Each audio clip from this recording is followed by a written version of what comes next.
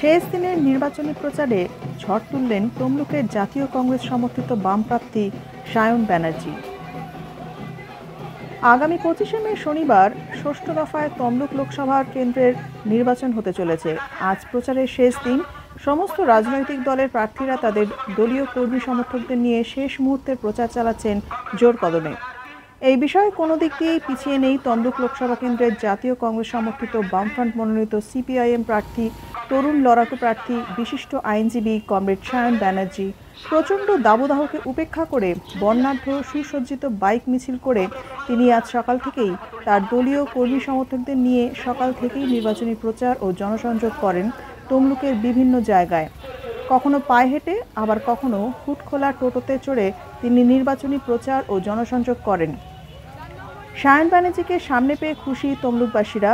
বিশেষ করে ছাত্র যুব মহিলাদের মধ্যে আলাদা মাত্রা এনে দেয় বামেদের আজকের এই নির্বাচনী প্রচার ও প্রার্থীর জনসংযোগ কর্মসূচি। তাদের মধ্যে একটা আলাদা উৎসাহ উন্মাদনা দেখা যায় আজকের এই প্রচারকে কেন্দ্র করে। 8 থেকে 80 সকলেই সায়ন ব্যানার্জিকে সামনে পেয়ে খুশি। তাকে সামনে পেয়ে ফুলমালা দিয়ে ভরিয়ে দেন তমলুকবাসীরা। সায়নকে সামনে পেয়ে অনেকে সেলফি তোলার আবদার করলে সেই আবদার রাখেন সায়ন। প্রচারে গিয়ে তিনি সাধারণ মানুষের নিত্যদিনের সমস্যার কথা শোনেন ও কথা বলেন সাধারণ মানুষের সাথে এবং তাদের কাছে আবেদন করেন তাকে চলতি লোকসভা নির্বাচনে ভোট দিয়ে জয়ী করে সংসদে পাঠান, যাতে তিনি সাধারণ মানুষের কণ্ঠস্বর সংসদে তুলে ধরতে পারেন। আজকের এই নির্বাচনী প্রচারে উপস্থিত ছিলেন এসএফআই এর সর্বভারতীয় যুগ্ম সম্পাদক কমরেড দীপশিতা ধর, বিশিষ্ট অভিনেত্রী কমরেড উষসী চক্রবর্তী সহ আরও অন্যান্য বিশিষ্ট জনেরা ও অসংখ্য বাম কংগ্রেস কর্মী সমর্থক।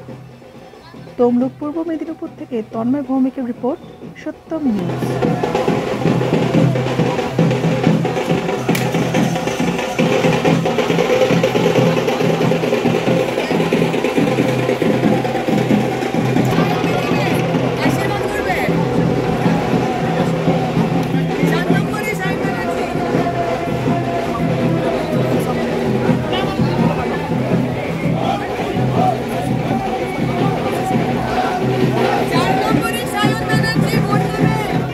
এখানে যারা উপস্থিত হয়েছে আমি সবাইকে অভিনন্দন, শুভেচ্ছা জানাচ্ছি।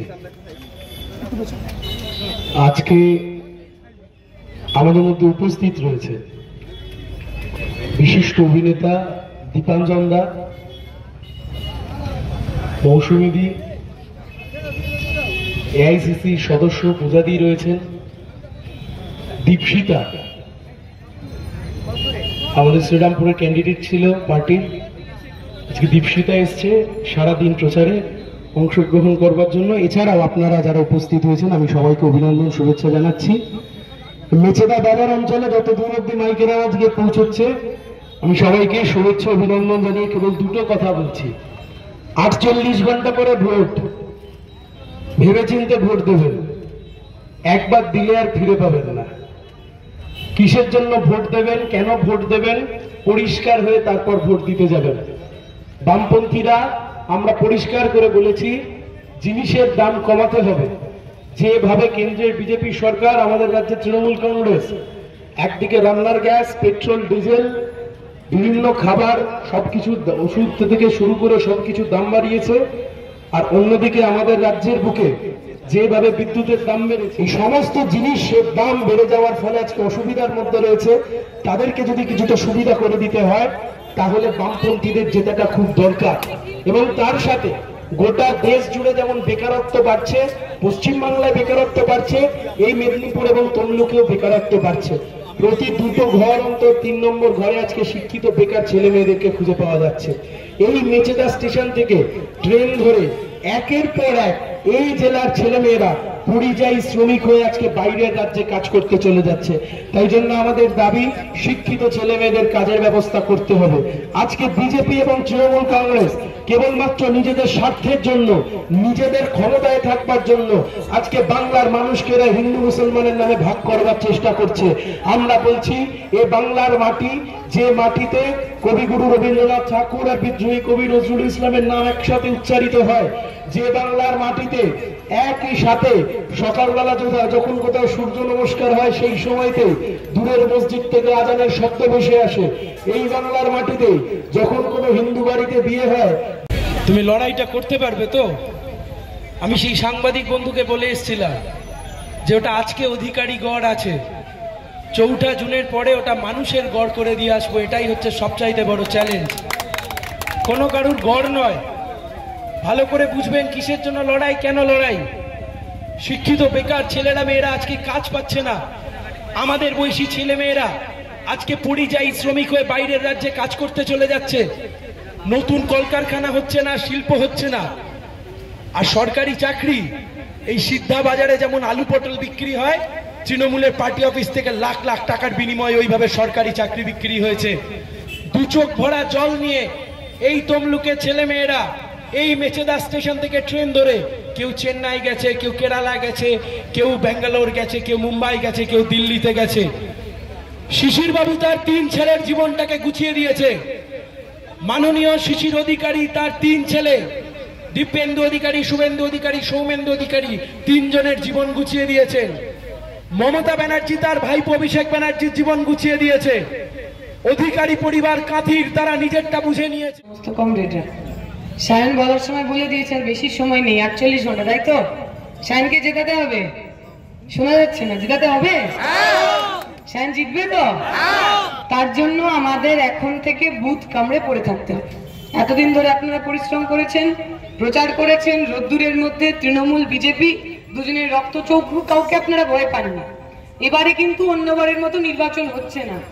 যেখানে যেখানে তৃণমূল বিজেপি ভাবে ছাপ্পা দিয়ে ধাপ্পা দিয়ে ভোট করাবে, কোথাও কিচ্ছু হচ্ছে না। আমাদের কাজ হবে বুথগুলোকে বাঁচানো, তৃণমূল বিজেপির চোখে চোখ রেখে লড়াই করা, সাধারণ মানুষকে নিজের ভোটটা নিজে দেওয়ার সুযোগ পরিস্থিতি তৈরি করে দেওয়া। যদি সেটুকুনি আমরা করতে পারি, আমি এই কথা আপনাদের দিয়ে যাচ্ছি, আগামী 4 তারিখ শ্রীরামপুর, যাদবপুর, তমলুক সহ পশ্চিমবঙ্গের বিভিন্ন কোনায় আমরা লাল আবির মেখে বিজয় মিছিল করব। কেউ আমাদের আটকাতে পারবে না। সেই বিজয় মিছিল করার জন্য বিজয় মিছিল করতেই হবে।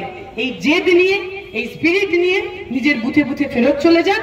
তৃণমূল বিজেপিকে বুঝিয়ে দিন যে তমলুক কারোর পৈতৃক সম্পত্তি নয়, কারোর বাবার জমিদারি নয়। সাধারণ মানুষ যাকে ভোট দেবেন, সাধারণ মানুষের জন্য যিনি কাজ করবেন, তিনিই জিতবেন। কোনো গুন্ডা, কোনো হোমরা চোমরা কেউ জিতবে না। এইটুকু বলে আমি আমার বক্তব্য শেষ করব। শুক্রিয়া। বাংলা থেকে তাড়াতে চোর, আপনারা বলবেন 25 তারিখ লাল ভোট, ঠিক আছে? রেডি? জোরে জোরে বলবেন, চোরেদের কানে যেন পৌঁছয়। বাংলা থেকে তাড়াতে চোর, 25 তারিখ লাল ভোট।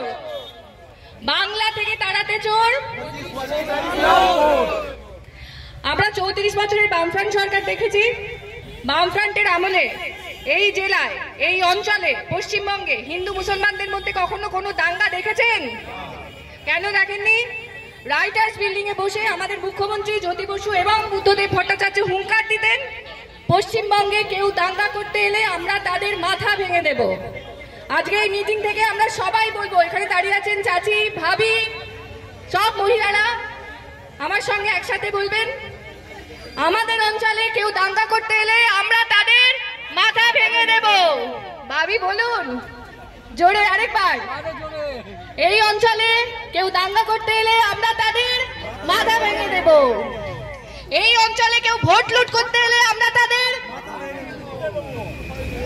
ধন্যবাদ। একটা প্রচার হচ্ছে যে মমতা ব্যানার্জি সরকার না থাকলে লক্ষ্মীর ভান্ডার থাকবে না, কিন্তু কোন সরকার ব্যক্তিগত টাকা দিয়ে বা ওদের যে খাটের নিচে অনেক অনেক টাকা পাওয়া যায়, চুরির টাকা, সেই টাকা দিয়ে লক্ষ্মীর ভান্ডার চলে না।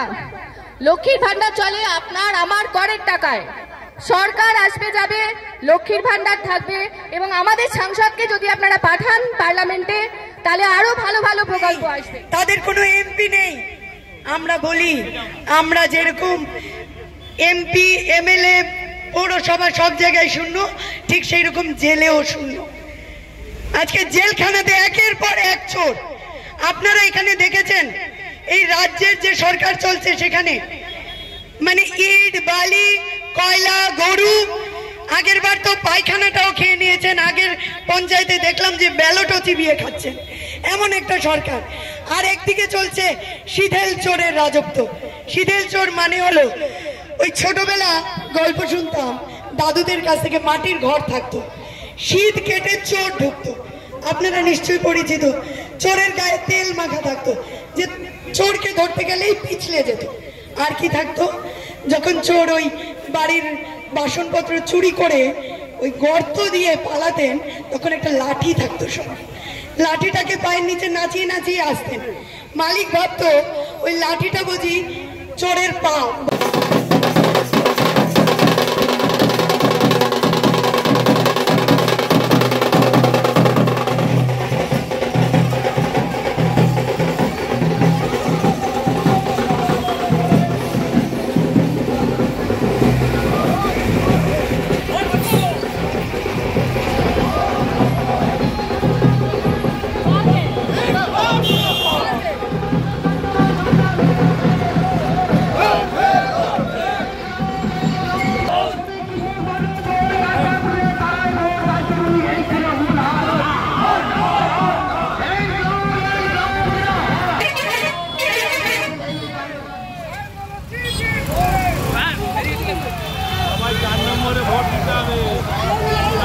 ফেসবুকে চ্যানেল আপনি